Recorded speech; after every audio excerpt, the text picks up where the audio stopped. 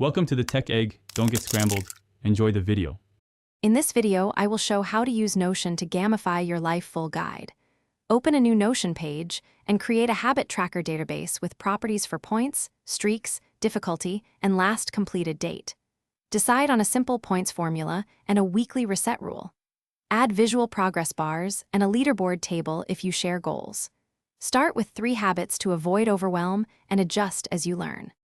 Design your gamified system by building interconnected databases for tasks, rewards, and streaks. Use formulas to compute points and roll-ups to show totals on user profiles or a dashboard. Create views like today, this week, and archive to focus attention. Use icons and color tags for quick recognition of difficulty and priority. Test the point values for a week and iterate based on what keeps you motivated and consistent. Keep motivation high by setting small, achievable micro goals and clear rewards in Notion. Schedule a weekly review to update difficulty, reassign points, and add new challenges that keep things fresh. Use visual badges or a progress bar on your dashboard to celebrate milestones and maintain momentum.